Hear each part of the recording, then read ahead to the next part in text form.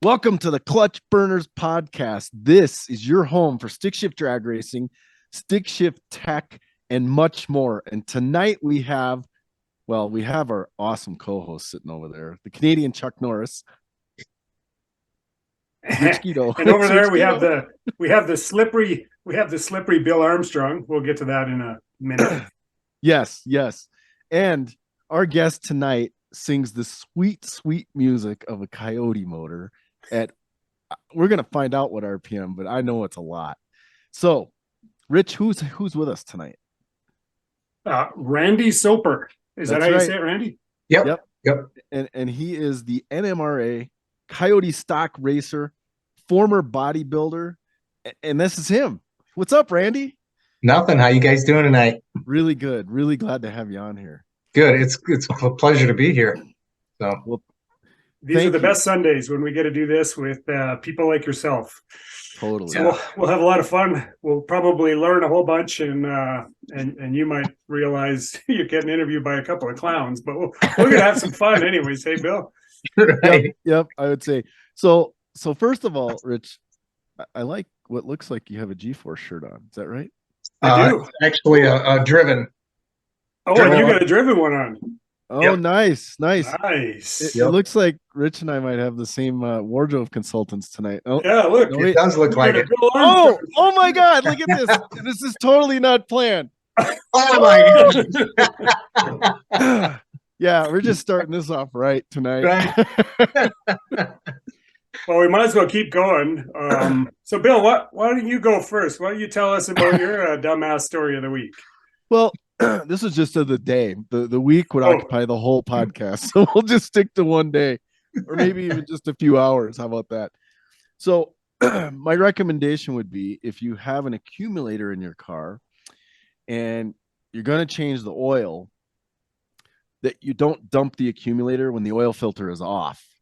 Because yes, it sprays at about 60 to 70 pounds of oil pressure right out of that thing all over everything that's in the way and does a huge oil slick on your floor of your garage of about 3 quarts of oil. That's you were awesome. You were just confirming that it works. That is true. That is true. and then I wanted to make sure that half a dozen coffee cans full of cat litter was still going to get the job done. And I'm not certain on that. We'll come back later and check. Well, yeah, that I don't know. Mine might be just as bad or worse. So I drive my car all the time. I was driving it to work at 6:30 in the morning. I hop in the car, I back it out of the driveway, and go to turn the first corner, and I'm like, it's kind of weird. And I had just done a wheel alignment recently, and I'm like, what the heck's going on with my steering? Right away, I think, like it wouldn't turn or what? It wouldn't quite turn as far as it normally would turn. Oh. So, but I'm thinking, did I drive it since I did the wheel alignment? Anyways, I'm thinking, I'm going to just drive it right back. So I haven't even left the close yet. And remember, it's 6:30 in the morning, 1,500 horsepower GTO. You know, I try to like. All your neighbors are awake already, by the way. Yeah, right? Don't try to wreck the neighborhood. So I go to turn the next corner. So I'm just going to do a big loop and park it back in the garage. And I go to turn the next corner. It even seems like it's a little worse. I go to turn the next corner, and I can't turn at all now. Oh. I'm like, what the heck is going on? So I leave the car running, which is probably not the best idea. But I'm like in the middle, kind of kitty corner to where my house or in the close. I get out and I look, and wait. Well, can I interrupt for 1 second? Yeah. The close, is that a Canadian term? Is that like cul-de-sac or something? Well, there's a green area in the middle, and then houses all around the green area. So we call it a close. Yeah, I live on close. So yeah. Oh, you just told the world your address too, but awesome. Okay. It'll be fine. There's only about 2 listeners anyway. So yeah. Anyways, okay. I popped the hood, and I've recently upgraded upper control arms on my car. And the other piece about my car is it's been getting piecemeal together for 20 years. I just keep adding shit onto it. And so this is a Clutch Burners podcast, so this is relevant. So I put a bump box underneath my car, or a bump button. and the two wires would run underneath the control arm and down the frame rail back to where I could reach it. Well, when I put on these new control arms, I must have caught it and pushed it in. It is now wrapped around the steering shaft. Thankfully, before the steering box. So I, turn the wheel back and I pull the wire, and of course it's dark, and I just want to get the car home. I get back in the car, I turn the wheel, I hear and starter's going off. And now I got a fire under my car, and it's like 6:30 in the morning, so it's just a little fire. So I just is this from letting the smoke out of the wires? Well, it wrecked the wire, but it's live, so now it's trying to weld itself to my steering shaft. Anyways, I got my steering all back though, so I very quickly put the fire out and put it back in the garage and popped the battery tray off and disconnect the battery and went to work. So yeah, that was the start to my day. The burning question is, were you late to work? No, of course not. I was perfect. I was going to be probably an hour early anyways. So man. All right. Anyways, so there you go, Randy. That's who you're dealing with for the next couple of hours. So yeah, I didn't know if I told you that, but yeah, nope, this is brand what new. It is. You got to share those stories. So right. Yeah, I had something very similar just happened just at the last race. We were going up we were pushing the car up to the line and getting in the staging lanes, and I was getting ready to race my buddy Chad Stevens, who drives a red Thunderbird. And just as I got buckled in, got my helmet on, I realized I forgot to put gas in the car. So one of my teammates, Tim Donovan, took off like a bullet, sprinting towards the pit, ran all the way to the pit, grabbed a gas can, ran all the way back, and everybody was gone, and Chad was sitting there waiting for me, and he's filling up the car while everyone else was pushing it to the staging lanes. And it was nerve-wracking because I wasn't sure he was going to make it back in time, and he came back and said he was breathing heavy and he could barely talk, his legs were weak. It was quite the scene. So, and if you've seen Tim, he's pretty white guy, so can you imagine those little white legs running through the pits? It was quite entertaining. So Randy, tell us a little bit about yourself, your background, work, just everything. I was born and raised in Southwest Michigan, and went to Brandywine High School, graduated in 1990. And I've worked for Otis Elevator for almost 24 years now. So I started in the field in construction, put elevators in, and now I'm into the service department, and I'm stationed out at Notre Dame University. So they probably have an elevator or two, don't they? Yeah, they got a few. So 200. So really? Yeah. Wow. Oh yeah. That's awesome. That's some job security right there. Oh yeah. Yeah, and they keep adding on. It's great. That's awesome. Yeah. But and you're a bodybuilder, or used to be, or what? I was for a bit.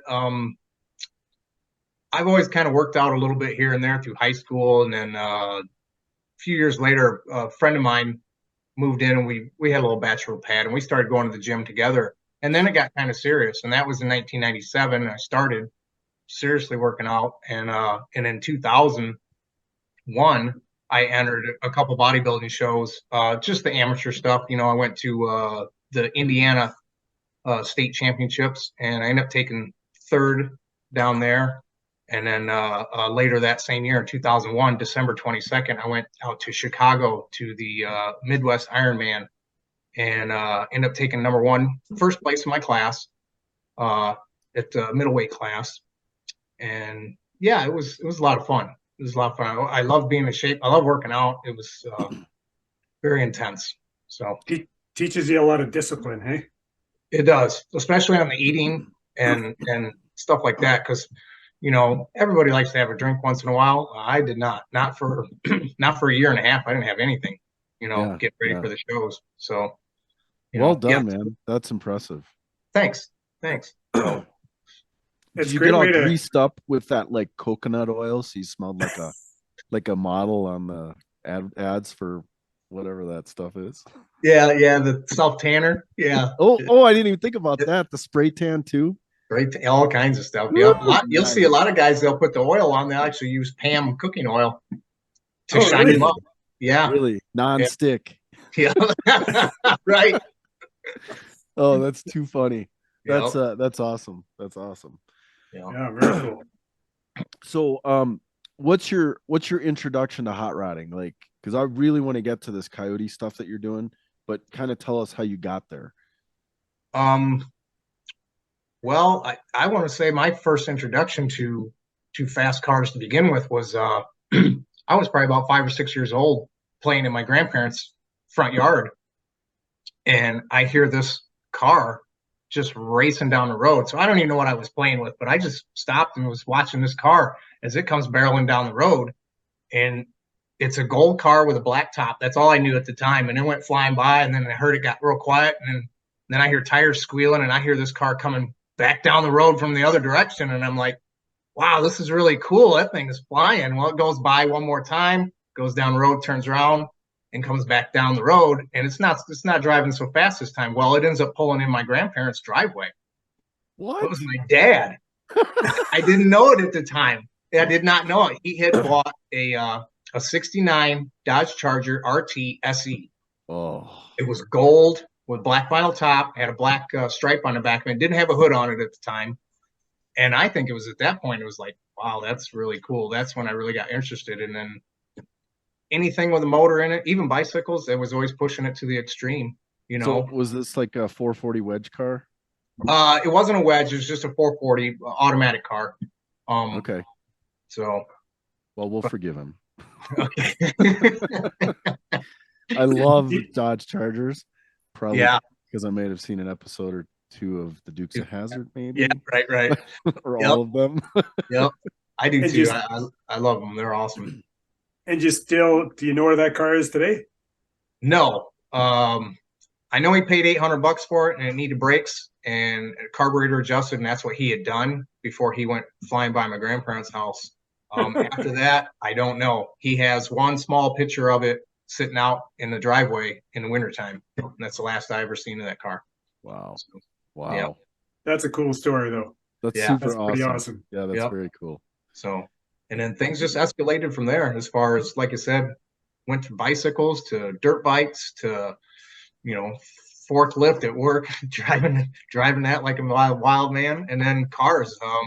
My dad's best friend, Dave, lived down in Oklahoma, and my dad went down there and brought me back my first car, which was a 1972 Chevelle, just a small block automatic car, nothing fancy, but that was my first car. I had that car for quite a few years, and then when I started modifying it, nothing crazy. 4-barrel aluminum intake, headers. We put some gears in it, shift kit, and a stall converter, and then I raced that and drove it every day to school. Did it have a 3/4 race cam in it? No. It ended up getting a Fireball Crane 2 cam in it. Ooh, that's like half race. Yeah. Right. And when did you learn to drive stick, and move into the stick car world? Well, I got an older brother. Well, my older brother and sister are 6 and 7 years older than I am. So whenever I would go with them, my brother especially would let me drive his car. So I started driving at a pretty young age, just because he thought it was a good thing to teach me, I guess. And then my mom, she had a 1976 Chevy Nova with a straight 6 on it, 3-speed on a column. And that's the car I started learning how to drive stick in. So we lived about 3/4 of a mile from the school, and I would end up driving down there and taking my friends. We'd go play basketball or football or whatever, and it got to the point where I was driving enough that she felt comfortable enough I could run up to the gas station and get her a water or a pop or whatever she wanted. So that's when I started driving that. Huh?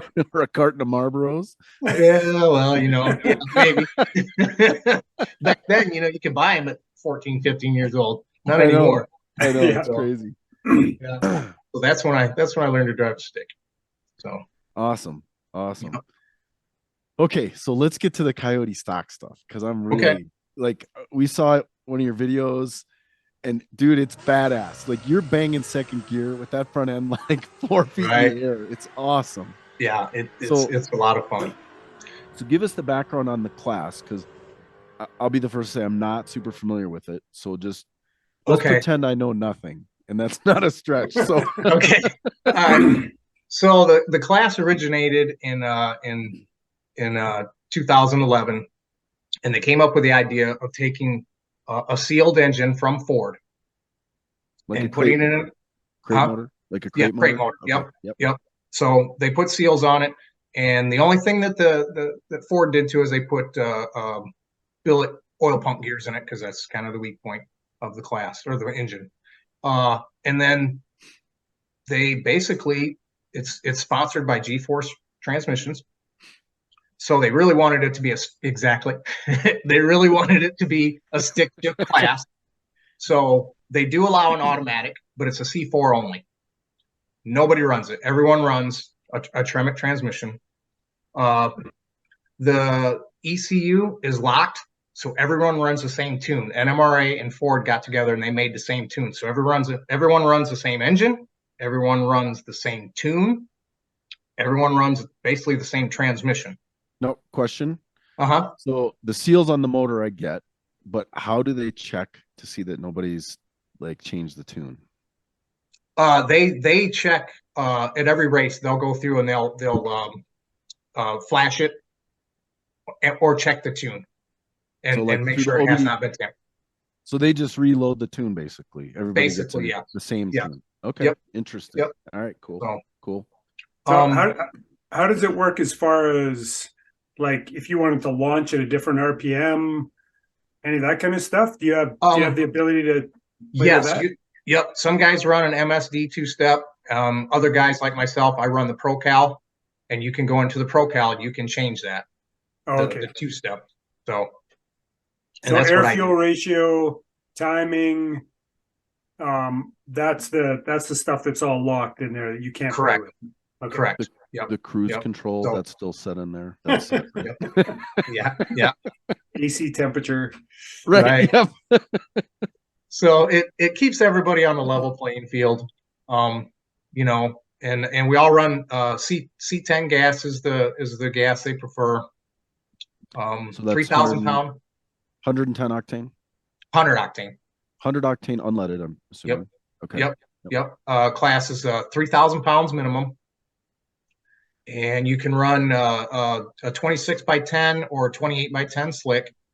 And and then the regular rules that you have, safety equipment, all that stuff. But yeah. So what? It has to be a Tremec transmission. So which one do you run? G-Force transmission. Oh, G-Force. Okay. G-Force. Okay. Yeah. So I run G101A. Okay. So give us a background on that. That's 4-speed, 5-speed. What is it? It's a 4-speed transmission. No overdrive. It's at one point they had set gear ratios that you had to choose from when I first entered the class. Now they kind of open it up, so everybody runs all kinds of different gear ratios for whatever they want. Probably depending on tire and stuff too, right? Exactly. Yep. So you got to run a 10-inch diaphragm clutch.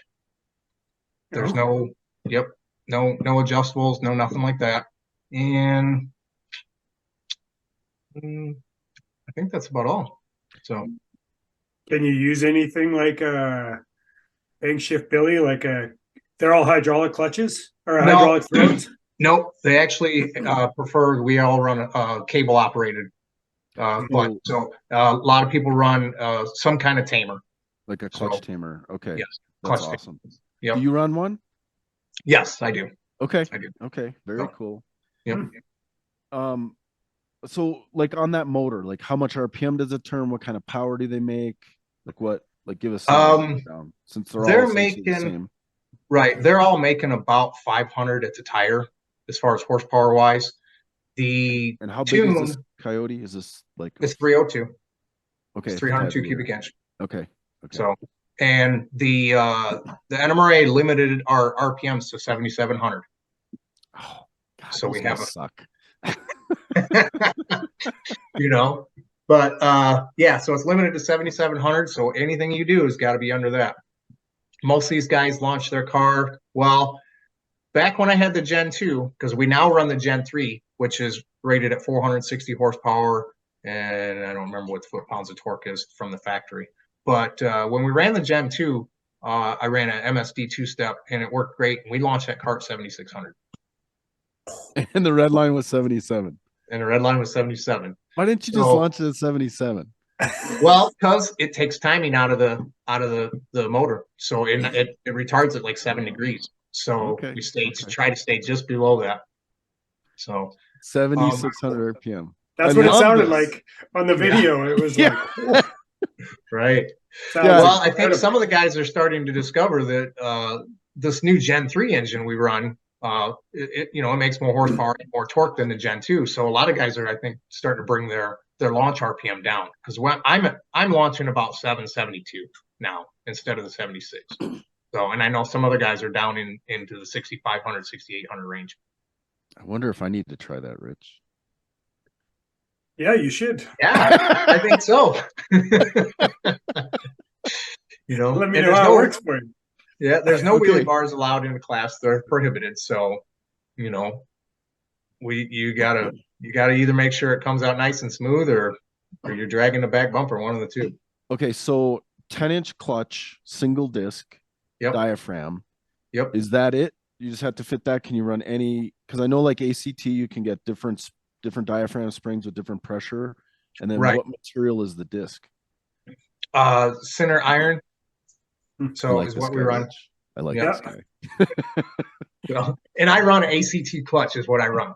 Okay. So a lot of guys run Ram. I think there's one or two guys running Black Magic, and some other odd stuff that a lot of people don't really give up too much information. It's a class that's run so tight. Yeah. Most of these guys, the top 10 guys, are usually within a tenth of a second. So it's really tight. And that's right around the high 9 range, high 9.7, 9.6. Yeah. So far the fastest pass that's been made was made by Nate Stymus. He ran a 964 back in 2021. And what kind of what's the trap speed on that? 138. Yeah, that's sweet. That's using it all. Yep. Yep. And it's funny because he did that in 2000 in Florida in Bradenton, the very first race when we entered had the Gen 3s, and nobody's beat it since. He went 964 or 965 that day. We went 968, and then Frank Paultanis ended up going 969 later at St. Louis, like a couple races later. So in 2021, I think we're the only 3 people that ran in the 960s. So, that is crazy. That is so efficient. It is so efficient. Yeah. Yeah, I think when I go 9.6, I'm doing it like 155 miles an hour. So at what weight? 4,100 pounds. Okay. Yeah, there's quite a bit of difference there. So yeah. So go ahead. I was gonna say I've got a 2007 Shelby GT500, and I went 996 in that at 140, and that was 3,800 and some pounds. Oh yeah. Boy. Yeah. And so the class, you can run any chassis you want. Yes. Yep. So yeah, okay. I thought when I was looking at the pictures that Travis had there was lots of different stuff, which is kind of cool. Actually, it's not just all Mustangs. It's right. Yep. A little bit of everything. Yep. We got a 78 wagon in there, and I don't know what your Chad's Thunderbird is.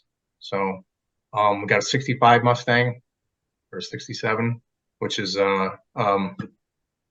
Sean Olson. Yeah. So okay, so with these different platforms, so like the Mustang is like a 4-link, like the 65 Mustang is going to be a leaf spring Cal track setup, I would assume. Right.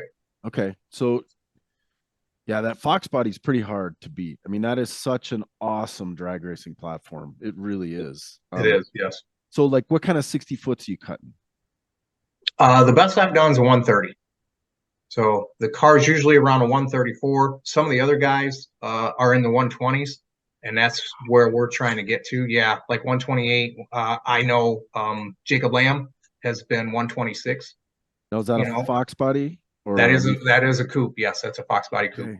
All right. So, All right. I know Tim Matherly, his car, he's got a new Edge like me, and I think he's been 127 before. So it can be done. Just got to be under the right conditions. That's impressive. Before we get too more technical, so if somebody wanted to get into it, they just give you the price for the engine and you buy it. Is that how that works? Yeah. From what I understand, when I got in, you had to sign a contract to buy the engine and get a competition number to run the class. I think they did away with that now. I don't think you have to do that anymore, but yeah, basically you just got to get, it has the motor, the crate motor has its own part number for Coyote Stock. So you just get that through Ford and you just order it through Ford. Interesting. Yeah. Cool. Okay. Let's get back into the technical. I just didn't want to forget that. So pressure plate. Pressure is probably a big secret amongst the. He's not going to tell us that. How about a range? I'd say 2,200 pounds to 2,500 pounds.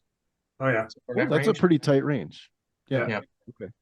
And single disc though. Yep. Yeah. 10 and a half. 10. Yep. 5135. 5135. What's that? That's the sintered iron material. Oh, I don't know. I don't know. I just ordered the disc through ATC, and I don't know what the material is. So interesting. Yeah, because Rich and I have. Well, we pretty much stuck with the 5135 formula. Okay. Well, that's not true. I've experimented with a couple of the other ones, but I keep coming back to that. And then there's a specific brand of disc that I have found works the best because the coefficient of friction of the 5135 seems to be fairly consistent across the board, but the longevity of them, I've seen a humongous difference. I mean, I can get there was brand B that I could get like one event, like a Midwest Drags or Race Week, like one.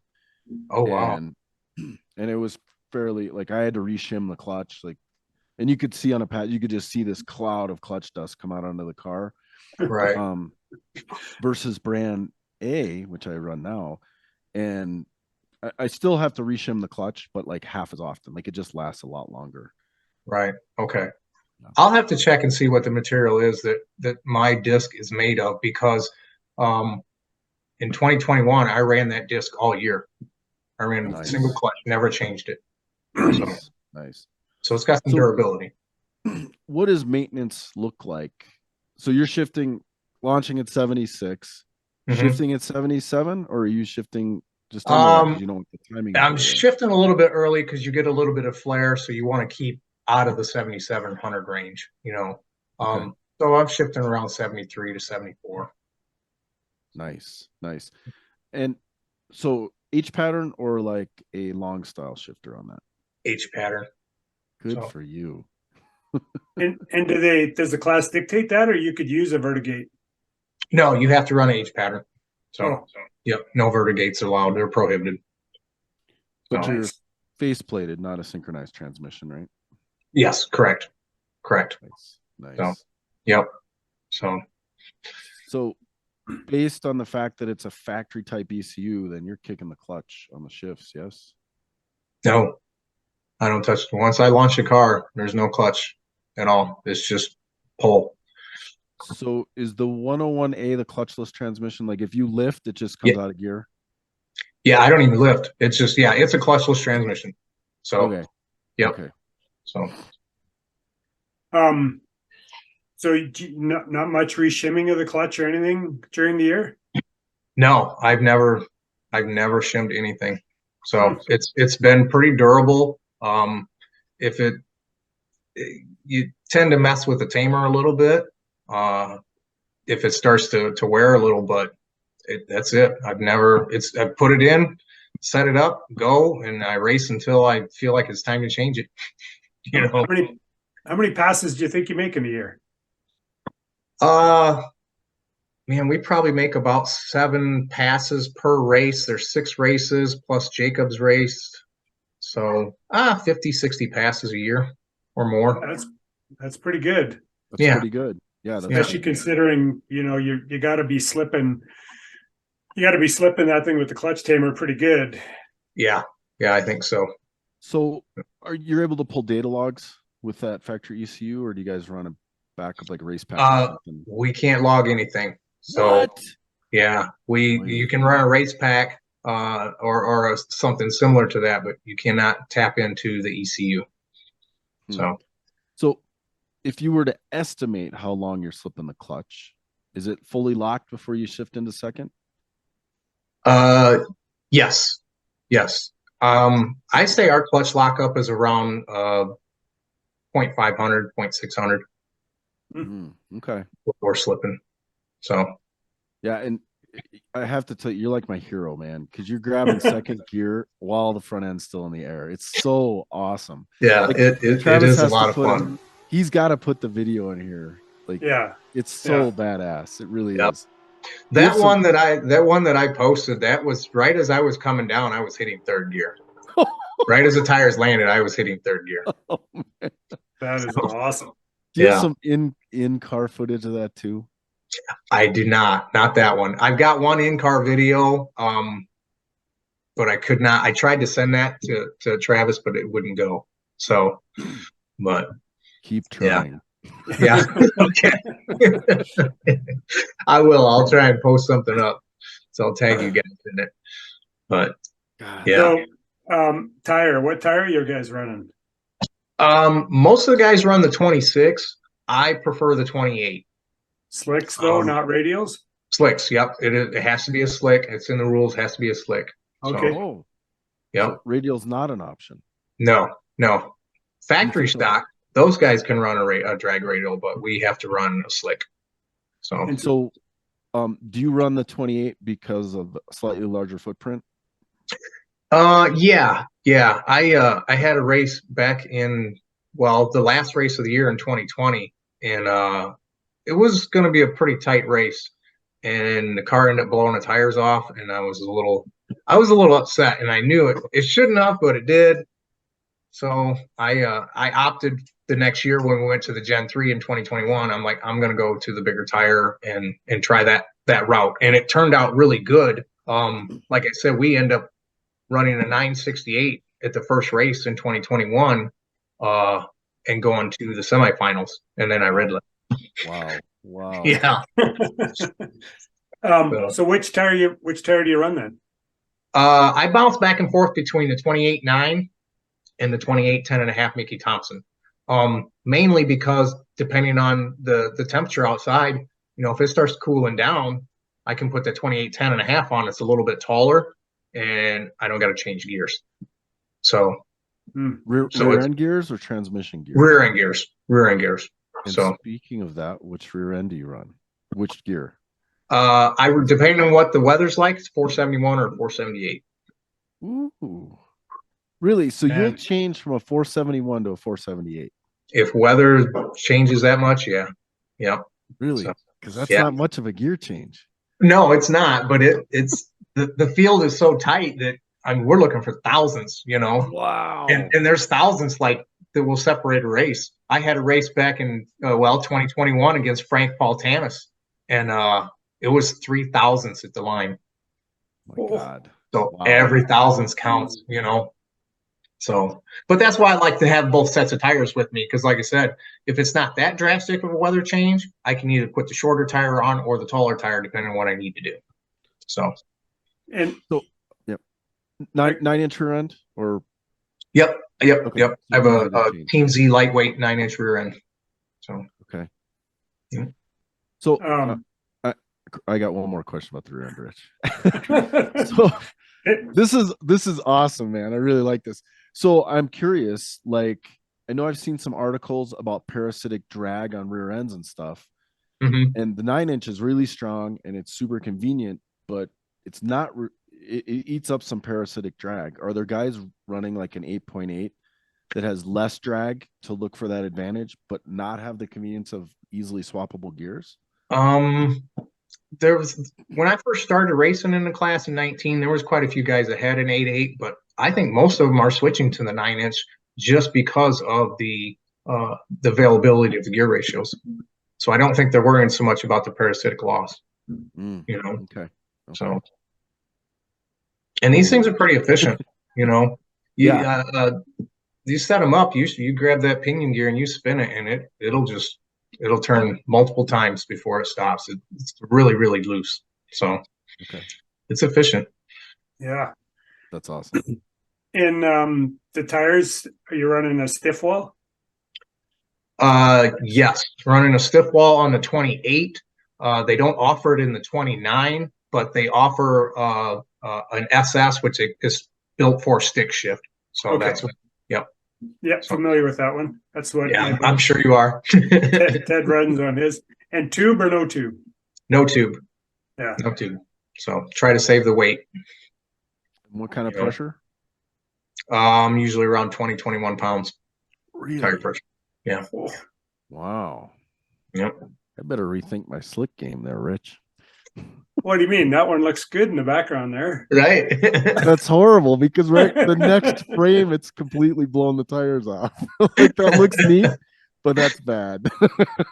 So are you looking for 0 tire slip and you're letting the clutch do the work then? Or are you turning the tire a little? No, I think we're letting the clutch do most of the slipping. I think the tire pretty much dead hooks and we go from there. So. Yeah, I was thinking because you almost turned it into a radial at 22 pounds. Right. Like yeah, that's interesting. Mm-hmm. I thought about that after being at Sick Week, that where I was literally, the track was so sticky that I was literally running, it would hook and then you'd run over the tire and it would do what Bill's doing. And then it looks cool for pictures, but about a second later it's going up in smoke. It's bad. Right. It's bad. Yeah. That's interesting that you're that light and you're running that high of pressure. That's very cool. Yeah. So, well, we don't have a lot of torque, these things are making 450, 460 foot-pounds of torque. So, it's what's the weight? What's the weight bias on the car? As far as scaling? Yeah, front to rear. I want to say, I think the last time we checked, we were like 51, 49, 51 on the front. Wow. I just like the whole wheelie thing is super cool, and I've never ever had that problem. Yeah. And that might be a complaint. Like I would love for it to hook up and have a wheelie issue, but I don't seem to have that problem. Well, the car is like 28, 27 something. So we've got quite a bit of weight. I've got 100 pounds in the bumper, and then I actually have a weight bar it's mounted to the rear end itself. So we put weight there too to keep it off the chassis. So, but we got a little bit of weight back there. I think that's why it comes in such a half and half. So 51, 50. So if I didn't have the weight back there, it'd definitely be heavier on the front. So interesting. Yeah, where's your weight bar, Bill? Maybe in the bench seats that are in the car, or all the glass that's still there, or wait, the 2 turbos hanging right off the front of the car. And the iron dart block. Should I keep going? Yeah. Well, there's finesse, and then there's what we do. Yours is definitely much more finesse. Yes. That's awesome. How many racers are there in the class? Typically, there's quite a few. This last 2 years we've had 16, 17 cars most of the time. I think we had one race last year. I think we had 21 or 22 people in the class. Awesome. Yeah. So that's very cool. It's been really good. It's very popular. A lot of guys come up and talk to us and ask us, a lot of questions because they're like, we're going to build a car for this class, and a few guys are building them, and you know, you see the progress that they're going through to get here. It's quite interesting, and like I said, it's such a tough field because it's just a whole shot away from a victory a lot of times. So yeah, so talk about, because clearly in this type of racing, your reaction time makes a big difference too. Correct. So how do you cut a tree? Yeah. I don't know. You just a little bit of practice and some seat time, honestly, I think is the best thing. Now, is it a pro tree or is it? It's a pro 400 tree. Ooh, okay. Yep. Right. So, most of the guys, I want to say the average in the class is probably like 900s on a tree, maybe a tenth of a reaction time. You can get it dialed down, but it just takes seat time. So Yeah. you know. So let's talk about your routine then. So you do much of a burnout with the slicks? Short burnout, long burnout? Depending on if it's hot or cold. If it's hot out, it's a short burnout. If it's cold, we'll do a little bit more. Yeah. You know, like John Force. No. I would love to do that one day, just to do it, but we can't go past the line doing that. We could almost say in that case, we could say Blaine Stark, like a Blaine Stark burnout. Yeah. And what gear? Do you burnout in? I do mine in third. So In third? I do mine in third gear. Yep. And it's usually just get a little bit of smoke off the tire is what we really want. You know, not much. So, but like I said, if it's cold out, if we're racing in 60-degree or colder temperatures, which is very rare, then you want to get some more smoke off the tire. So, and then you roll up, and so lots of pressure in the front tire, I'm guessing. Yep. And then just shallow stage typically. Yeah. If we're doing qualifying, yeah, trying shallow is you just want to flicker that bulb on, and then yeah, I don't really go deep when we're in eliminations. I try to stay more shallow. I try to get a run at it, get to 60 foot, and you know, I've had a couple issues where I've red lit a few times, so I try to prevent that by staying shallow. So do you use a line lock to kind of bump in to load the drivetrain a little bit? Yes. Take the slack out of it?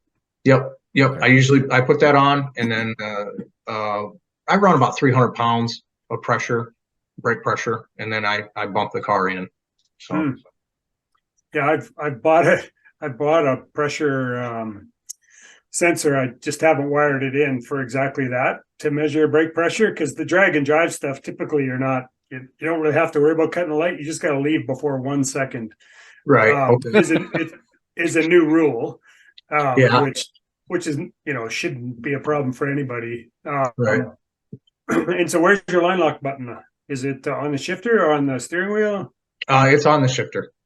It's on the shifter, and it's tied into the clutch switch. So when I stage the car, I bring it up around, I don't know, 3,500, 4,000, bring the car in, slam the clutch down, slam the gas down, and then when the lights drop, I release the clutch, and it releases the line lock and the two-step at the same time. Oh, so you're on the stop fully, and then you drop it off just for consistent. Yep.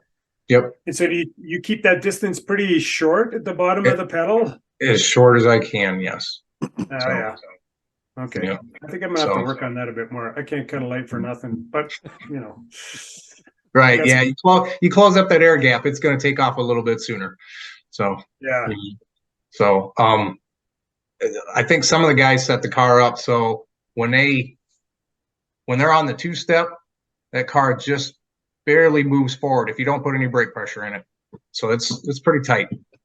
Oh yeah. Yeah. Okay, I got another question here. So over the years, certainly they've updated some rules because there were some gray areas that I'm sure people were exploiting.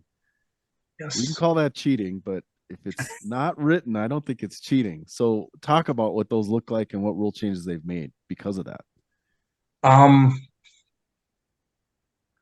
Well, I don't know. There's a big controversy going on right as we speak about crankcase evacuation systems and the way the rule was written.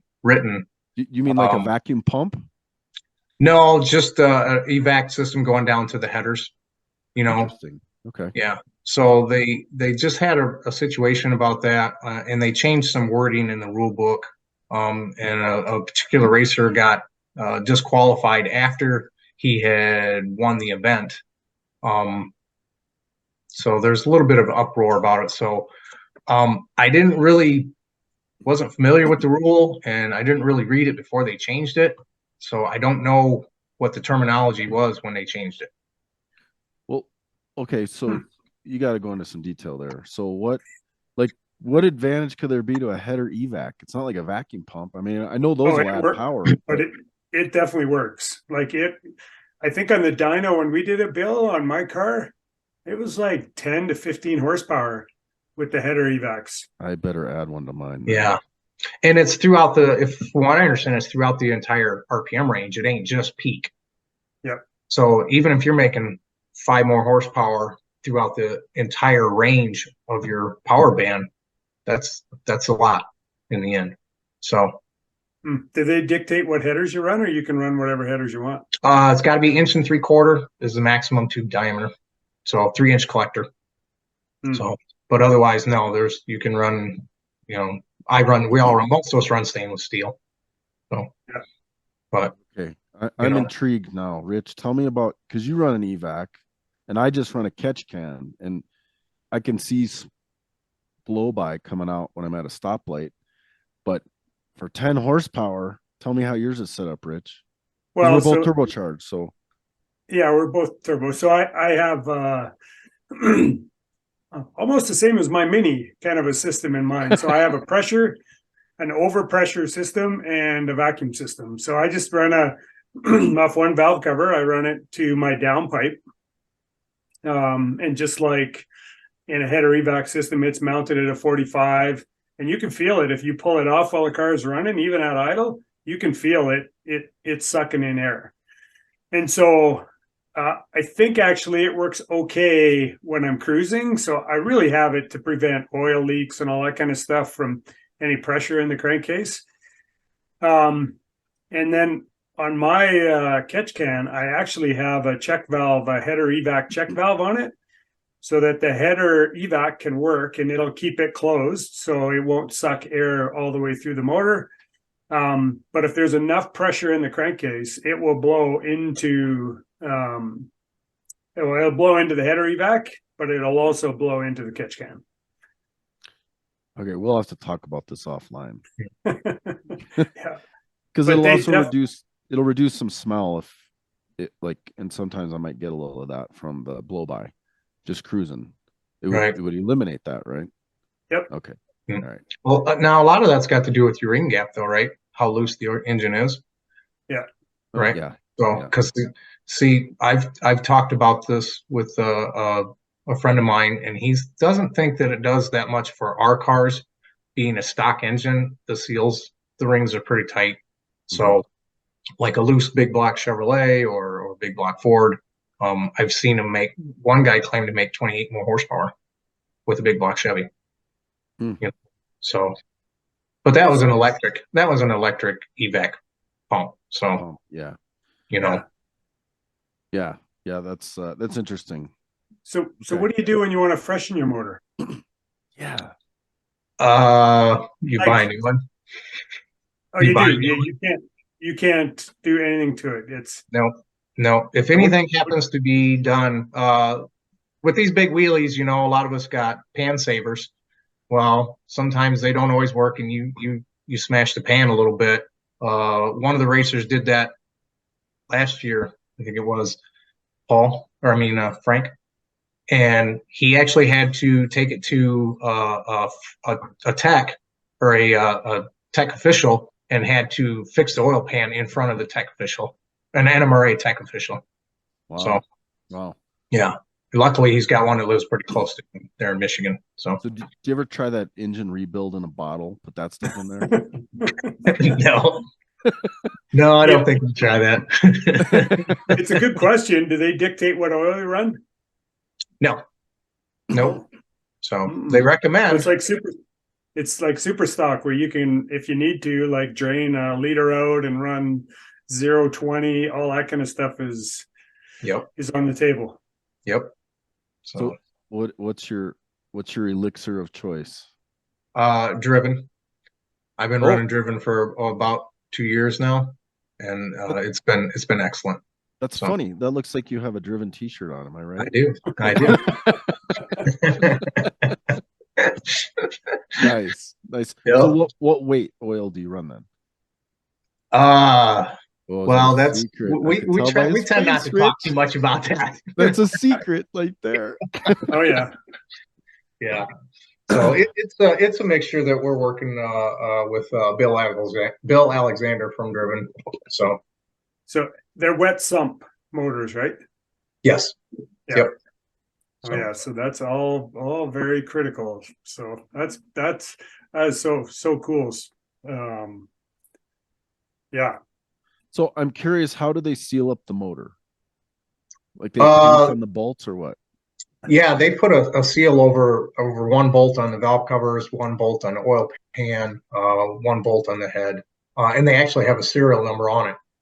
So when you enter the class, they write that serial number down and they keep that. So if it's ever changed or tampered with, they'll know. You mean serial number of the motor? No, on the actual seal itself. Yep. But how do you duplicate that seal? I have yet to figure that out. That might be another secret, actually. Right. Nice. So the motors are pretty reliable though. Like, how long would you have to go before you have to buy another motor? Oh, I think there's still some guys out there with the original Gen 1s from 2011 to 2014 that are still racing them. Wow.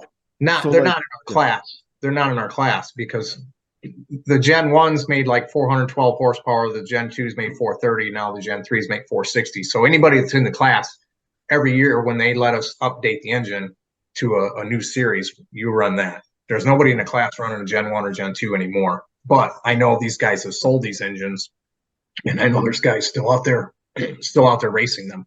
So what's one of these go for? Like, I want to build a 3,000-pound car and come try and beat up on you, or just get them, Right. I think they're running around $10,000. I think is what the engine's going for, and then you got to buy the control pack, which is about two grand. So you're in for about 12 grand. And that's pretty cheap, actually, for a motor. That doesn't come apart. Right. Yeah. Right. Exactly. Yeah. So, I know. I have a friend of mine who bought a motor, and then he spent $15,000 at the machine shop getting it fixed. Yeah. That's sad. Yeah. So just thinking about horsepower, so we talked about it. What about intake? Can you do you all have to run the exact same air filtration system?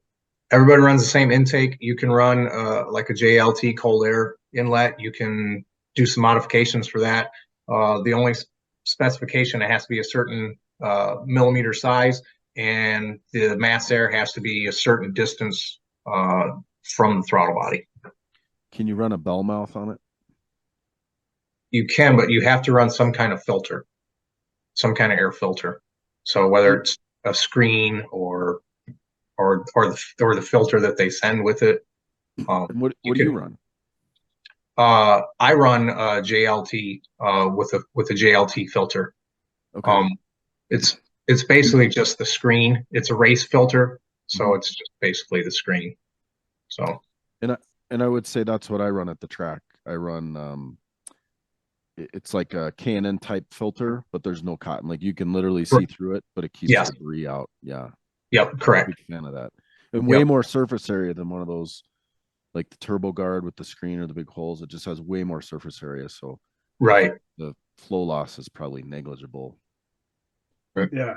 I use 1965 GTO grill. Try to keep birds and small animals out. Yeah. Right. Yeah. It's a good cricket grinder, though, right? Yeah. Oh, yeah. Yeah. And the so I missed it. The throttle body, you have to run their throttle body, or you can run what throttle body you want. No, you have to run the factory throttle body. Okay. So, yep, you just got to have the mass air sensor has to be a certain distance from the throttle body. So, Gotcha. Yep. And when they tech you, I mean, they measure all this stuff, right? sometimes they'll tech, and look for specific things. Like this last race, they had everybody take off their air intake and look at the throttle body Oh, to make make sure nobody's tampered with it. The race before, I think they checked header diameter. There's one company out there that actually measures in millimeters. So when you say 1 3/4, theirs are slightly bigger than 1 3/4. So they were checking for that. and is that ID or OD? I think that's ID.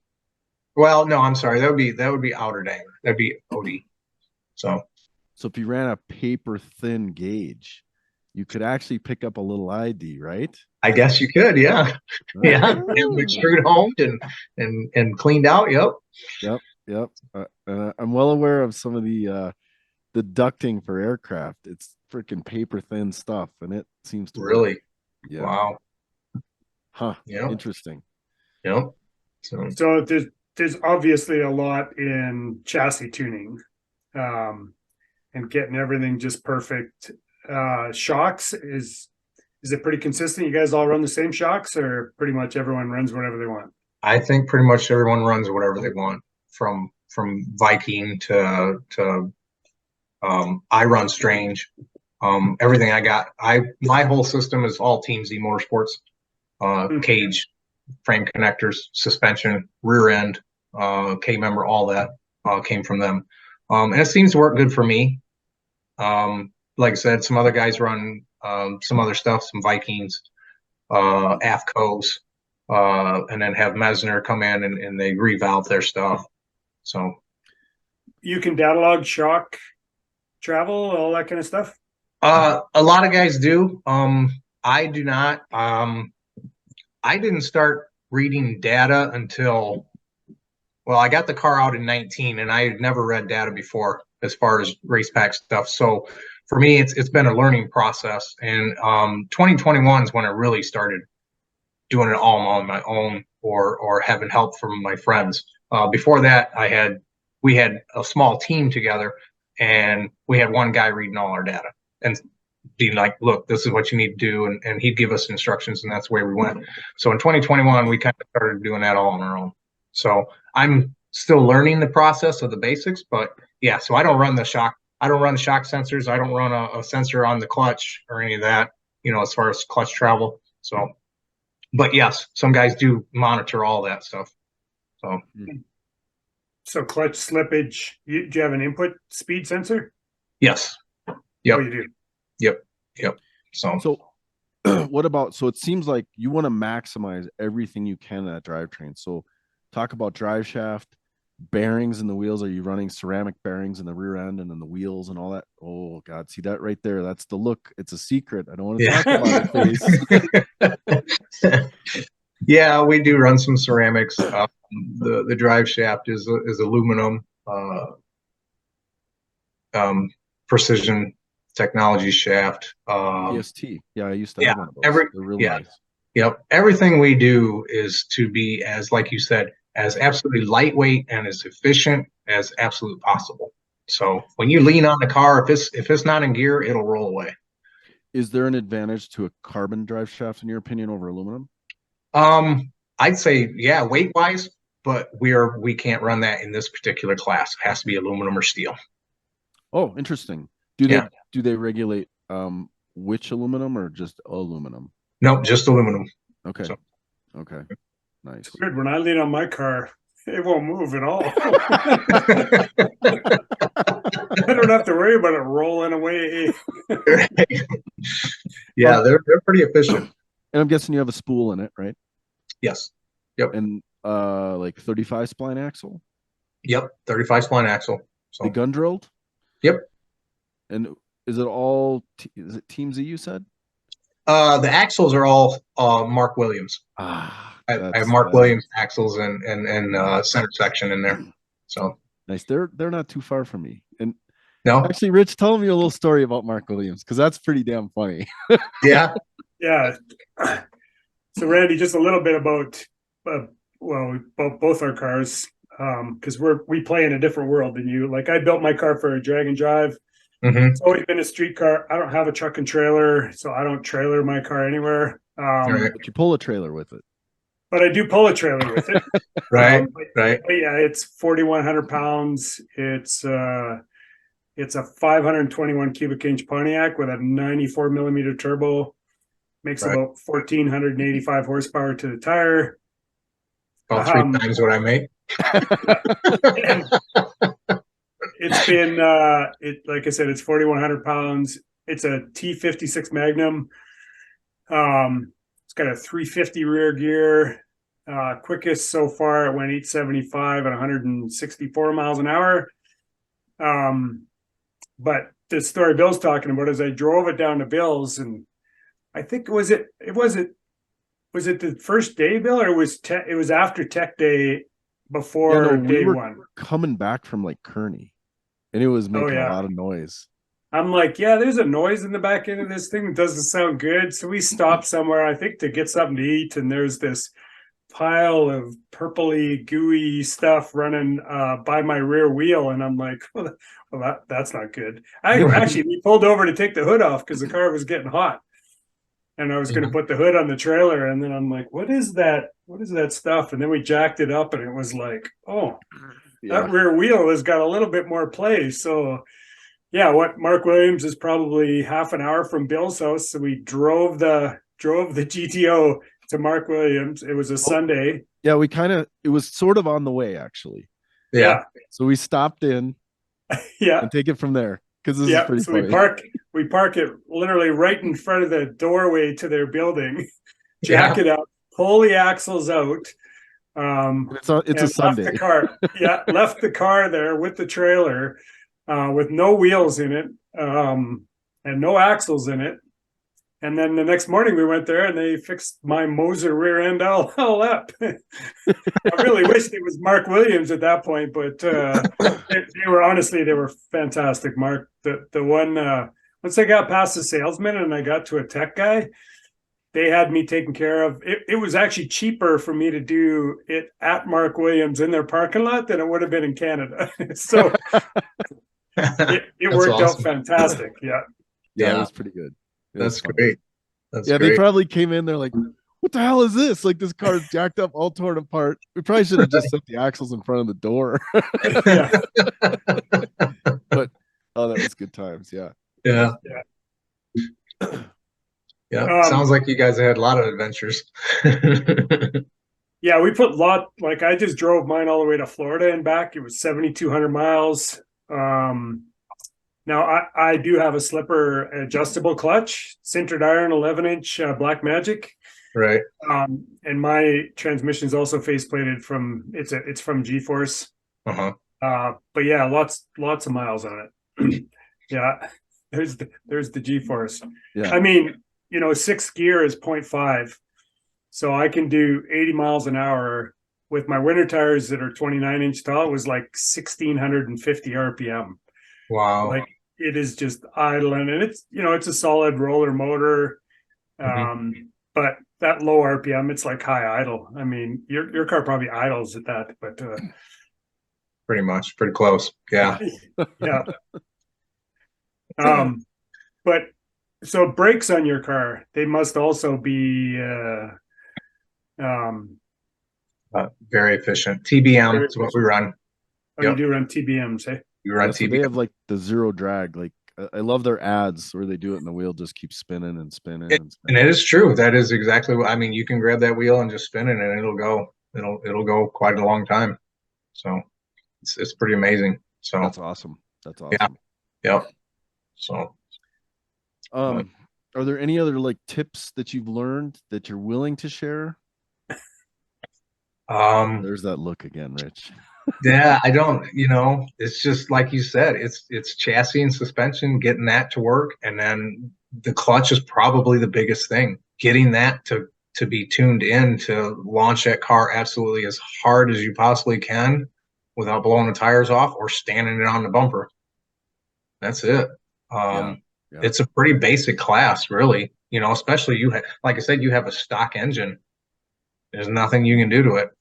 You just got to fuel pump, fuel pressure, all that kind of stuff. Do they dictate what you run? Fuel pressure, 65 pounds max.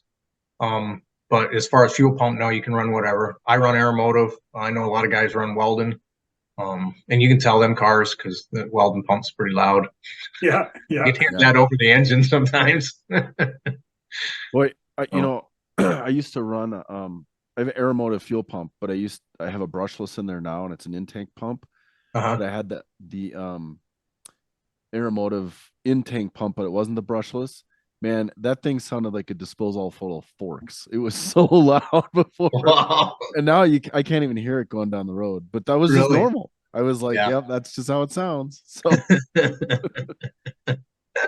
so if you want to buy one, I think I might have an extra for sale. Yeah, okay. Yeah. I think yours probably flows a little more than what I really need. It might, but yeah, that's awesome. That's awesome. So now that you're looking at data, do you have a G meter and stuff as well, so you can make sure that you're shifting it the right? Yeah. Yep. I look at it mostly for when the clutch locks up to see where we're at, and it's I think it's calibrated correctly. We've been 250, you know, on the G meter, or 2.5, I should say. Wow, that is impressive. Yeah, it's so amazing. Yeah. So I've never been as high as 2.0.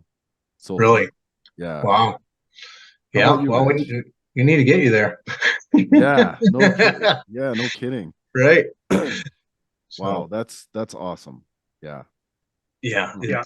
It's a good feeling. So, you know, it is because it puts you in the seat. And like you said, once you just, sometimes all you're looking at is sky and shift light, and that's it. You know, I mean, you hope you're going straight. We've had twice now. We've had a couple issues where we haven't, you know, we've stood up because we use a push bar on the back of the car, and we've stood that thing up. The second time I raced the car, so we brought it out in 2019 to Joliet, and it was the 5th race of the series, the NMRA series, and we did pretty good with the car. Yeah, we went to the semifinals. I got some help over here. So we went to the semifinals, the very first race, and then we decided to go do some testing at Mile and Dragway. After that, and the track was really tight, temperature was really cool, and I didn't fill the tires up quite to where they normally are. They were down about 3/4 of a pound or a pound from what I normally ran them at, and we launched the car, and it stood up on that push bar that's in the back of the car, and the car twirletted, I guess you'd say twirletted in the air, and it came down. I let out of it, and it came down on the passenger front tire front. At one point, the whole car was in the air. Oh my God. It was like, whoa, that was scary. That was real scary. So we try to keep it off the back bumper, but sometimes you can't help it, so it was pretty close. So what do you do if in a case like that, where if the track's super tight, what do you change to minimize or reduce the wheelie from hitting the bumper? Is it clutch tamer? Is it RPM? Like, what do you do? What do you change? I would normally tighten up the front struts to change how quickly it comes up. Correct. Yep. Okay. So, normally, yeah, that's pretty much what I do. We tighten up the front struts a little bit to keep it from going so high, and sometimes we may even shorten up the limiters to shorten the limit of travel. So I have another question. So, most guys don't want to wheelie that much just because they feel like that upward momentum is not forward momentum. So correct. Why wouldn't you want to try to keep the front end down all the time? I mean, it's not quite as cool as shifting to second in the air. I mean, I get that. But... Right. We're trying to get all that weight on that tire to keep it locked up. If you watch like NHRA, like Stock Eliminator. Those guys are all on the back tire. They're all big wheelie cars, you know. And it's just, I guess it's just the shock of trying to get that car to move from a dead stop, you know. Okay. It's guess that's what I would say. So, Okay. but yeah, the wheelies definitely propel the car faster. You know, if we keep it kind of level, you get a chance of blowing the tires off, or so we like to get them up there. The weight bias is pretty good when the wheels are all in the air. Correct. Yeah. There you go. Yeah, that's exactly what it is. And obviously weather stations are pretty key. Like you guys must and actually the weather stations and data log or data records. Like, are you very detailed, keeping all your information about different tracks and the weather temperature and track temperature and all that stuff? I'm not that detailed yet. So like I said, I'm still learning.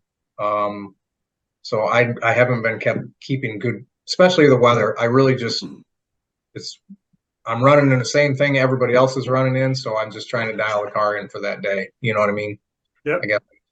So a lot of guys, because if you're changing tunes and stuff like that, then yeah, I would definitely keep a better record of the air. But you know, since I can't do anything with the tune, it's run what you brung. You know. Yeah. Which is kind of cool, actually. I like that part of it. Very cool. Yeah. Yeah. So what's the the camaraderie like in the Coyote stock? I mean, are the racers competitive off the track like they're on the track? Do you guys share stuff and data, or is it kind of fresh when you're there? It's actually awesome. There's no cutthroat. Everybody will help you. If you need a part, they'll give it up. If you have questions, they'll answer them. Now, like you asked about the oil earlier, might not tell me what weight they're running in oil, but if I have any questions as far as even the clutch setup, hey, you know, this is what it's doing. What do you think? And they'll pretty much tell me, you know. Everybody gets along. I can't think of anybody in that class that doesn't get along. That's awesome. Is there a Ryan Martin in the group? It's funny you asked that. The last year, in 2021, Charlie Booz Jr. had won 5 of the 6 races. I'm sorry, 2022. 2022. Charlie Booz won 5 of the 6 races. I was the only person to beat him that year. We won the first race of the year in Bradenton, Florida in 2022. And then he won the last 5. So yeah, kind of there's somebody that's kind of dominating a little bit, but we've got another competitor that's coming up, and he's right there with him. And I think we got some things dialed in this year. I think we're gonna be up there, you know, at the top of the pack. At least I'm hoping. So, but it's like I said, it's only a whole shot away. So, you know, that's that's pretty interesting. It's always interesting when somebody can dominate like that for five races in a row. Like, he's definitely got his whole package down, right? Everything's dialed right in. Yeah. And Charlie's been racing for many decades. He's a multi-time champion in hot street class in the NMRA back in the early 2000s, and then I think NA 10.5 he was a champion in that. So I think he's got 10 championships under his belt. So he's very knowledgeable. Do you think it's possible he has a leak in his nitrous line near the air filter? Maybe it's by his evac system. I don't know. Oh, maybe so. Like a little sneaky Pete or something like that. Yeah, maybe. So, but it's funny because whoever dominates, that's who everybody blames who's cheating. Every time. It doesn't matter who it is; it's whoever's winning. Yeah. Yeah, it's kind of a joke. So, what platform does he use?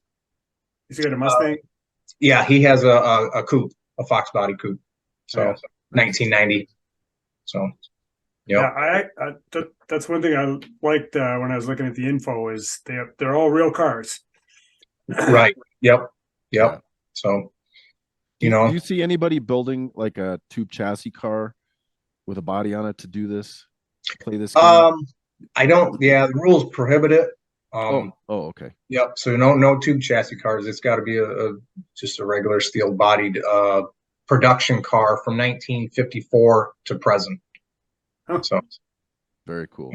yeah, That's a pretty broad range. Yep. it is. It is. I'm surprised there's not more different types of cars in there. Like I said, we've got a couple different ones, but it's mostly Mustangs, and a lot of Fox bodies. There's a couple SN95s and the new Edges like I got, but it's mostly the Fox body. It'd be pretty neat to see a gasser come in that. Right. That would be neat because you can go back to 54. You said so. That would. Yeah. That would be pretty sweet for sure. Yep. Huh. So what's the worst carnage you've created in a stick shift car yourself? What's the worst carnage? Yeah. Well, I would have to say I raced in a pure street class in the NMRA, which was small block 310 cubic inch stick shift car. I raced from 03 to 06, and as I was getting a little faster, so was everybody else. So I kind of backed off that, and that's started working out again. So that kind of took me away from the racing. But after that, I ended up taking that 310 cubic inch and I made it a 352. Well, when I was racing in Pure Street, I had a T5 behind it built by Pro Motions. And I took a buddy of mine out for a ride on the street, and we stopped out in front of another buddy of ours' house about 1 o'clock in the morning. And put it on the two-step at 7,500 and dumped the clutch, and it annihilated the tires. And I knew I probably shouldn't shift in the second right now, but I'm gonna anyway. Yeah, that's the first carnage I had. So it broke the case. It broke everything. There was nothing salvageable in that transmission. That was it. And I was like, and your buddy just looked at you. Yeah, the one riding with me is like, just shakes his head like, "What are you doing?" I'm like, "Having fun." Oh my God. Yeah, that's the worst thing I've ever done. I've never blown up a motor, ever had any of that, never blew up a rear end. It's always been the transmission. So, Yeah, the T5, I feel like they have a very limited life once you go beyond 232 horsepower. Right. They do. They sure do. Yeah. So that's awesome. Some other questions we got here. So tell us about your strategies to improve your passives. Like when you're in staging and somebody isn't running for gas, are you just, are you almost meditating before? Yeah, actually there are times I will just try to just take some nice deep breaths and try to relax, And lately what I've been doing, I think has been helping me, is I just keep telling myself in my mind, this is just a test run. It's just a test run, not thinking, okay, I've got to get a hole shot in this guy, or I've got to get out in front of him, or any of that. It's just, this is just going to be another test pass. Let's just go have some fun. I like that. I like that. That's where I've been with that. So nice. I do the same beside Bill. Yeah. And then he's two-step, like, yeah, you don't want Rich in the left lane next to you, because his exhaust comes out the other side. It's so freaking loud. Like, it's like someone is shooting a machine gun at you, and not like a little one. It's like a 50 cal or something. It's just terrifying. Right. So I'm always trying to get the left lane on Rich. Right. What's it been like working with G-Force? I mean, they're a class sponsor, correct? Yeah. It's been great. Does Mark Shiflett send you a Christmas card? No, actually, I don't. I have never talked to Mark. I deal with Roby. Okay.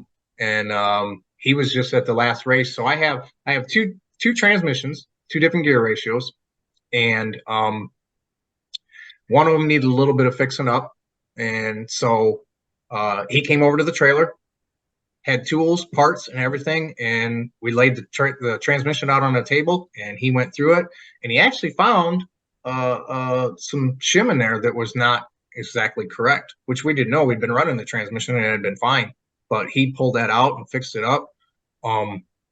They're great. So we have every year, or I should say, we have 3 combined events, NMRA and the NMCA. So for the 6 races that we have, 3 of them are with the NMCA. Well, Leonard Long races in the NMCA in the NA 10.5 class. So he always has his crew there with him. So for the 3 races, if we need anything, Roby's always there and we'll fix up whatever you need. It's been great. Yeah, they're great people. Leonard's great. Last year he fixed me up by taking I had an input shaft that had just a very slight twist in it, and my disc wasn't really free on the shaft. So he took the input shaft and he put it in a cup of battery acid for 4 hours. And it actually took off enough material that I could get the disc on to slide nice and freely. So that was a cool trick. You know, he's like, we do this quite a bit. I'm like, oh, nice. That's cool. Yeah. Twisted input shaft. Weird. I've never seen that before. Hey, Bill? Never. Bill's got a flower pot. Oh. Right. Yeah. Yeah. Well, that was the second one I've twisted, yeah, them guys are great. You can't ask for better track support than to have them around, because whatever they're doing, as long as they're not working on Leonard's car right at the moment, they are out helping, visiting other racers, and helping out with whatever needs they have. You know, talking gear ratios, talking, you know, you need this, you need that. You know, they'll take care of it. And they have a lot of parts with them. So a lot of times they can fix it right there. So yeah, they're honestly, I don't know that I could do the events I do if it wasn't for, you know, their parts availability if you need them. Like the other company I used to deal with, man, you'd be waiting 6 months. It could just about take you out for a year if you broke your trans. But wow. Mark, who does the T56, he's fantastic, man. He takes care of us. Sometimes it's like I just hung the phone up and UPS is ringing the door. How did he do that? Like, right. I would agree. Just like Rich, you know, I used to have a faceplated T56 from another company, and I really had no problems with it. But when and if something did go wrong, unless you had a backup transmission, like you were out for the season because it took so long to get parts.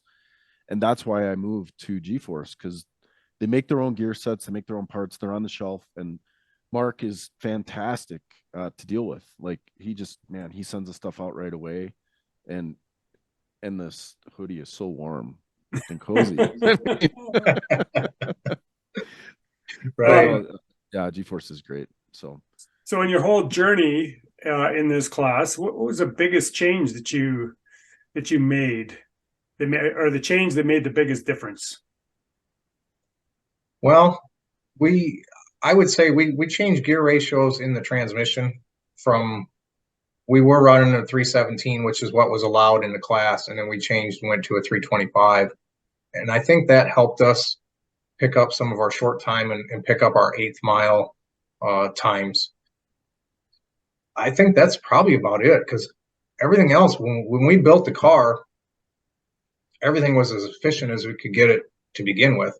So anything we've done is very minimal as far as trying to improve it. Yeah, I would say probably the transmission is the biggest. Since we've debuted a car, the transmission is probably the best thing that we've done. So starting line ratio and clutch is everything, hey? It is. Yeah. So getting that car to initially move is the most important thing. So yeah. So what's your routine like between rounds? Well, after the round, we got to weigh the car after every round. We go back, put the fans on it. Every couple passes, I'll swap the tires from side to side. I'll look at the data and make whatever changes I got to make, and that's about it. A lot of guys will run a clutch, you know, will cool down the clutch between rounds. I generally don't do that, because it seems like the hotter it gets, the better it gets. The car seems to pick up a little bit every pass. So Interesting. yeah. So as an example, in 2021, when we well, let's go to 2022 in Bradenton, the first race of the year, the one I won. We ran a 77, 977. We ran a 975. We had a bye run for the third round, so we gave it a little more hit on the tamer. Pulled a big wheelie, ran a 92. So, and that's why we did it, to see where it was going to be. So I backed it off, went back to where we were, and then semifinals, it ran a 973, and in the final, it ran a 973. And I never cooled the clutch. It just stayed consistent, and it did exactly what I wanted it to. It was just consistent and fast. A wheel standing bracket car is what you're telling us. Yeah. Yeah, basically. Yeah, it was that day. That's So awesome. it was a great race for us. It was perfect. We didn't have any major issues. And it was very, like you said, it's consistent. It was a bracket car that day. So that's awesome. Yeah. So are you adjusting the cable pretty consistently? Do you adjust the cable? No, I have a firewall adjuster that I'll adjust that sometimes, depending on what we need. But most of the time, it's all in the tamer. So, the only time I really use the firewall adjuster is if, like you said, if the disc is wearing a little bit and I need to get that pedal closer to the floor. So that's the only time I really mess with that. And how many passes would you make on a set of slicks before you change them out? The 28 10.5s I have now I bought those in December of 2020. So I ran them all through 2021, and I'm still running them. I just ran them the last race we just had here, a week ago, 2 weeks ago? Yeah. So, yeah. I was Joey Heikel in Beater Bomb. He I can't remember what podcast I was listening to, but he's a street racer, so it's literally on the street. Right. 7 passes takes him off. Wow. He said he's done it enough that after 7 passes for him doing what he's doing, they start to go away after that. They probably level out for a long time after that, but he notices that he will lose. Now it's not a stick car either, but still pretty interesting that he's got it that signed still at 7 passes. So basically every race he goes to has a new set of tires on. So wow. Interesting. Wow. He must have a better budget. Yeah, I bet he does. Yeah, so definitely. because he street races, obviously you see the videos. So does he drive the car to these events? I didn't think so. No. Nope. I don't think so. I think that what does he call it? The hater bar on the back. I think you get pulled over pretty quick with that thing hanging. Oh yeah, that is true. That thing's about 6 or 7 feet out there, ain't it? Yeah, but that dude is super smart and scienced out and documents, and you look at his car, and but the podcast I listened to, man, he was detailed. He knew how to win races. Yeah. He has. He's won a lot of races. So. Yeah. So we have some audience questions here that we'll start off asking. Oh boy. So we already asked the one from Scott Miller about your process for cutting a great light, but he also asks, how can you concentrate on staging when your girlfriend Tony is standing up there? Well, is she right beside you right now? Yes. That's you're supposed to say that's a great question. I barely can do it. Right. In fact, I'm having trouble concentrating right now. Maybe it would be a good thing too. luckily, when she gets me close enough that I'm to the lights, that she backs away and goes and she films every single pass that we make. So that's awesome. That's awesome. Did she film the one where you did the pirouette? No, actually, that one she wasn't there. But she was there for the second one that we did in Bradenton in 2021. No, 2022. We did it a little bit. We were racing Kevin McMullen, and the car went up. And you can always tell when it's about to happen, because when you hit second it goes higher. It doesn't level out. It doesn't stay the same. It goes higher. And I knew as soon as I hit second gear and I felt that, I was like, okay, here we go. And it moved just a little bit, but it was enough that when I backed out of it, I crossed the center line. Kevin was long gone at that point, but yeah. So she was there for that one, and it was very interesting.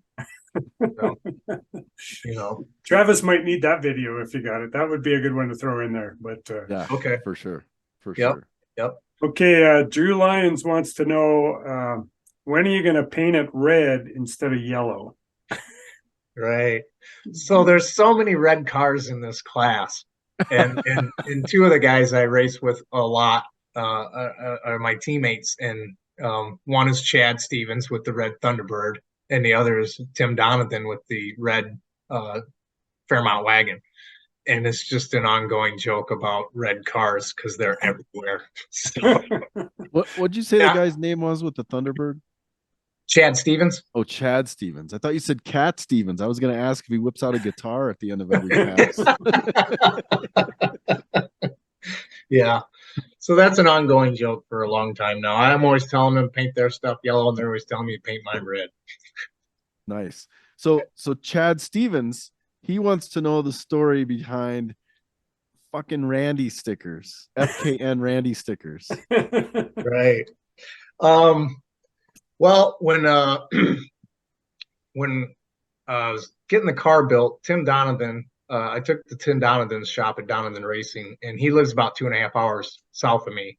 So on the weekends, I would go down there and help him work on the car and build it. I didn't build it 100% myself.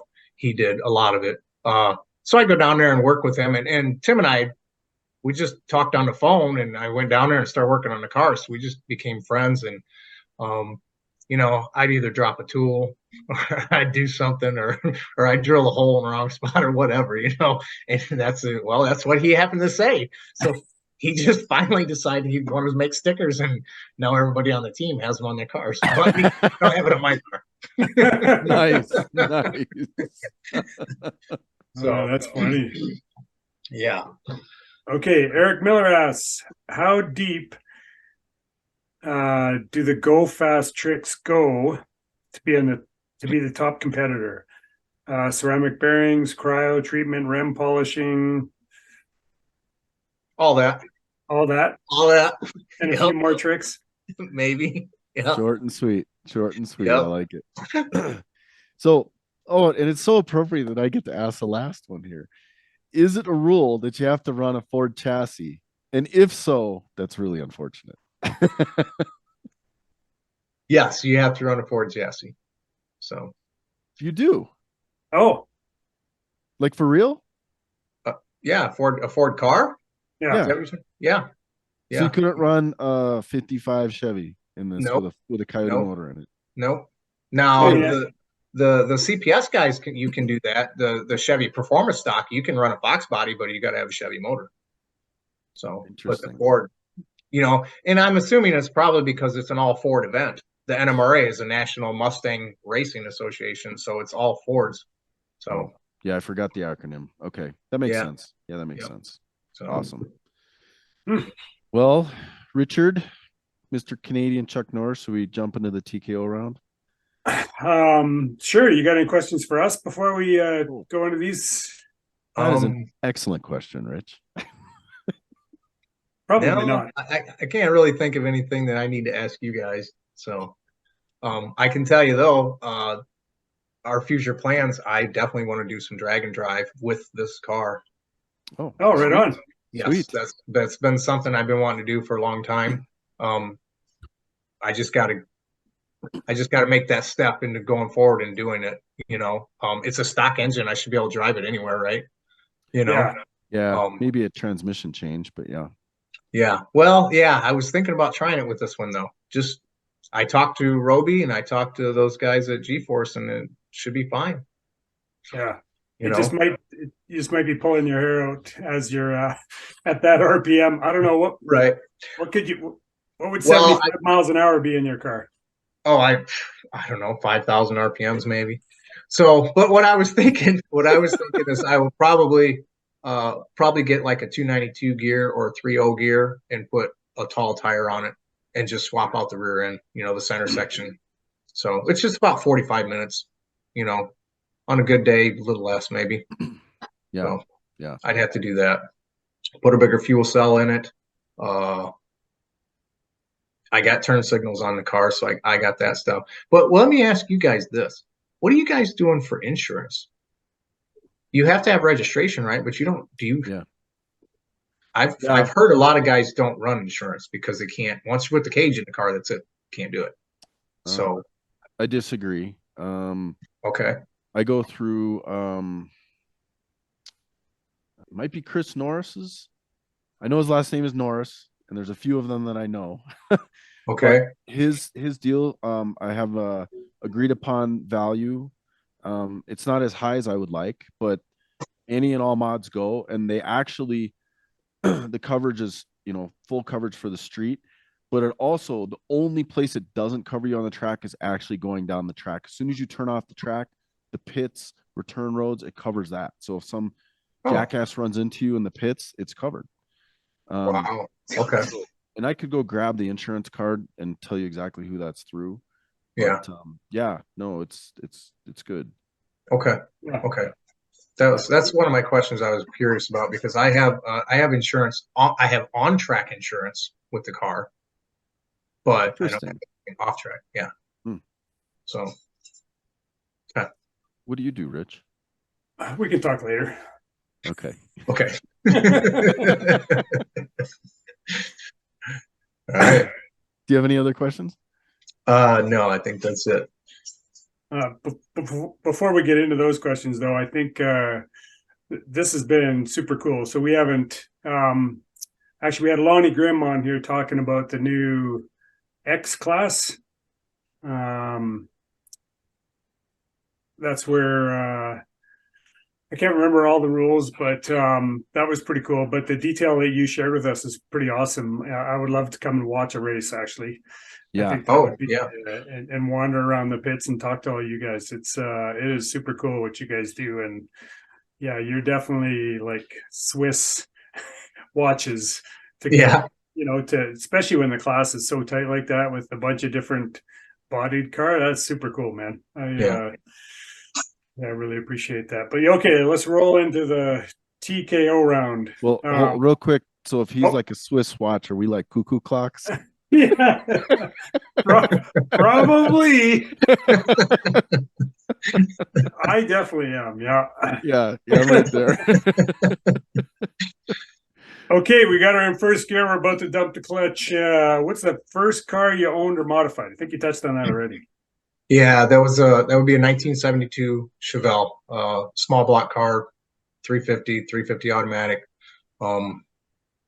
We put a set of gears in it, 10-bolt rear end posi, put a set of gears in it, shift kit and a transmission, had a 4-barrel headers, and eventually we put a Fireball 2 cam in it. Woo! And that was it. So went 1396 at 100. I don't even think it broke 100. I think it was like 98 mile an hour. That was awesome. Yeah. So you know where the car is still? Oh, sorry. I'm sorry, what? You know where the car is still, or no idea? No, unfortunately, I do not. So I wish. Yeah. Yeah. All right. So I'm staring at the sky and the shift light, and I'm grabbing second gear. Yeah. So what, in your opinion, has been the biggest technology change to move our sport forward? I would say data. I think data has come, because back in the day they didn't have any of that. It was pull the plugs and look at them under a microscope, and I think data is probably the biggest thing that's changed. And tire technology, because they didn't have that back then. So yeah, I agree with all the above. Yeah, for sure. Yeah.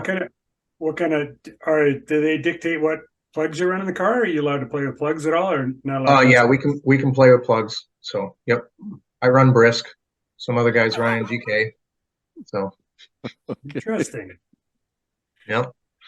It all matters, eh? It all matters. Yep. Nice. So, like I said, when you're looking for thousandths of a second, it's every little detail matters, you know.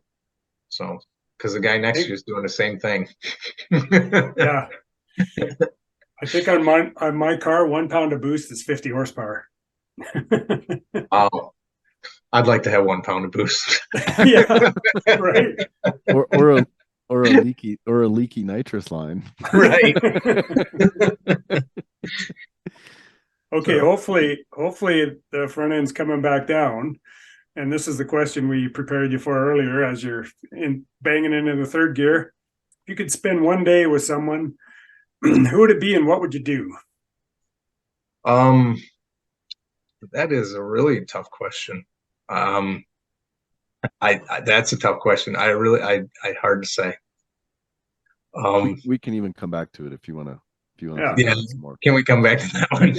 Yeah, no problem. So it was still a clean third gear shift. We're going to come back to it on the return road. But fourth gear, what influenced you to build your cars? What influenced me?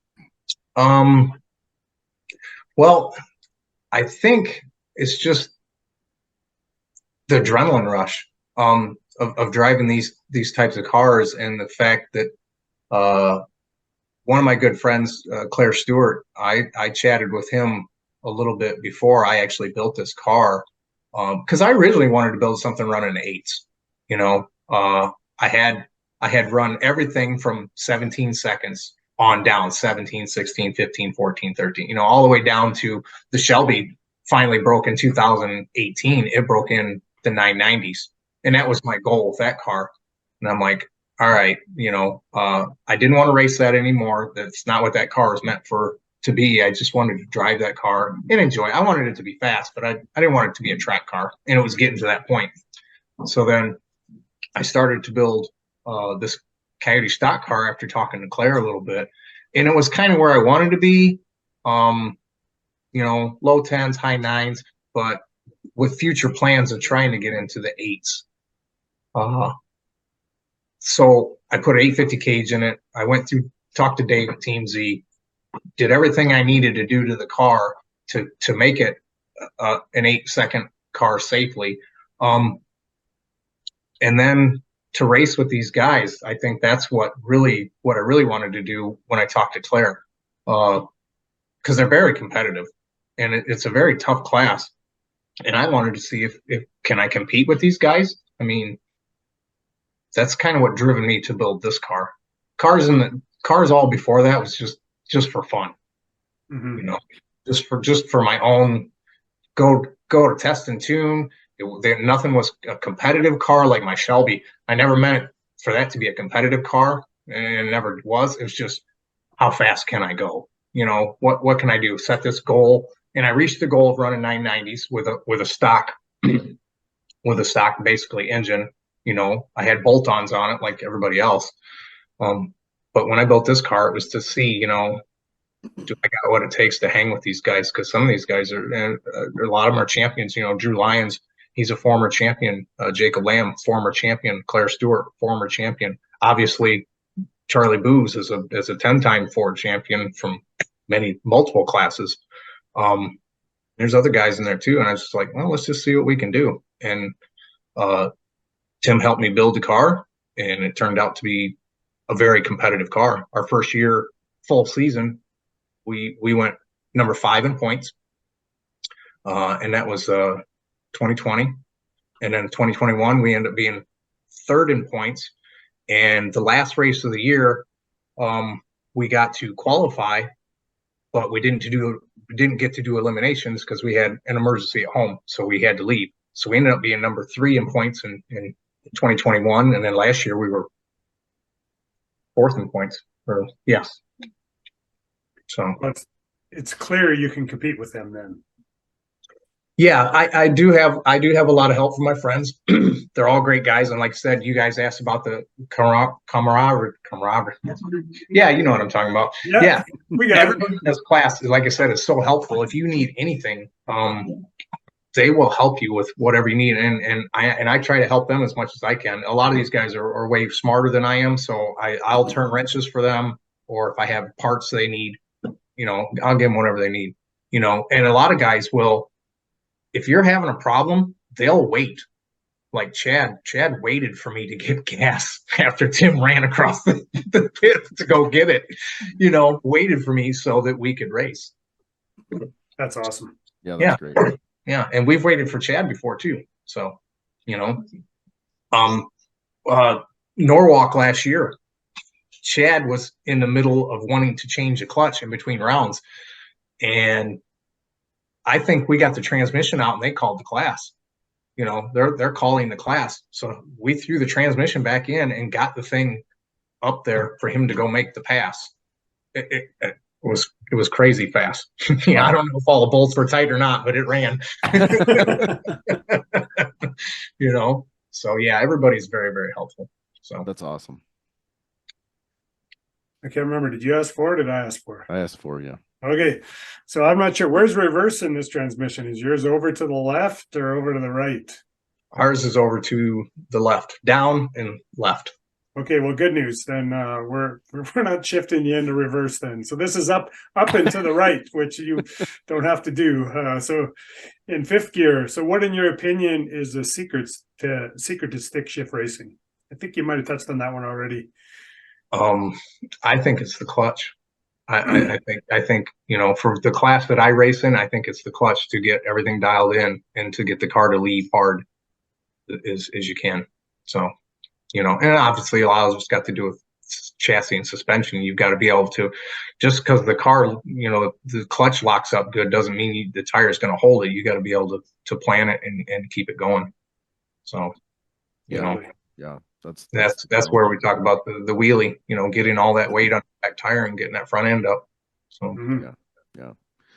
All right. So while you're tooling down the road in your fourth gear, me and Rich are in sixth gear, turning less than 2,000 RPM. So the sixth gear question is, what advice would you give to someone getting into the sport?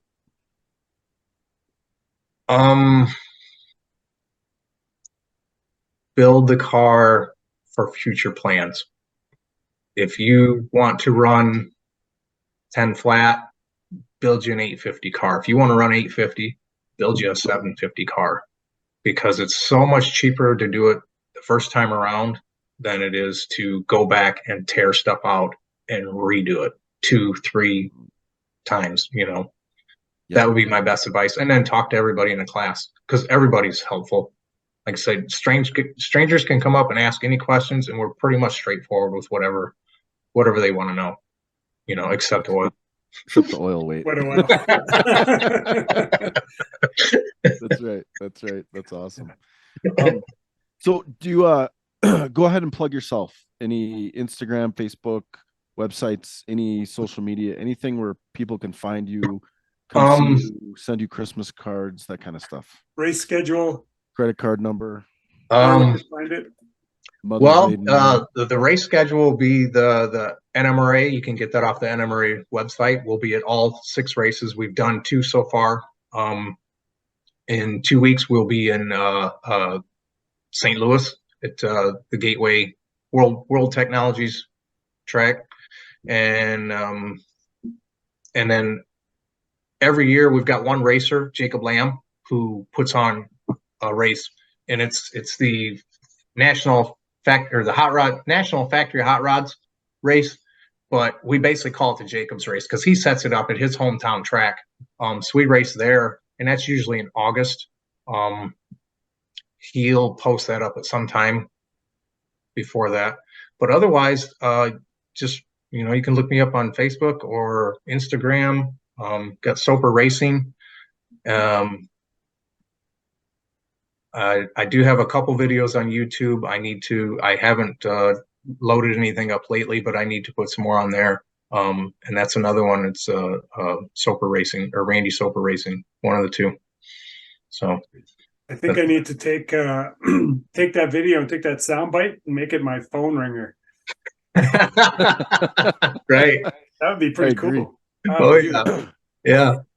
So Awesome. So just hang on here. We'll kind of go through the closing credits and then we'll talk some more. Okay. So huge thanks to Stick Shift Nation for hosting the podcast. Of course, you can find Clutch Burners on all your podcast listening apps and on YouTube, of course, if you want to see these beautiful faces.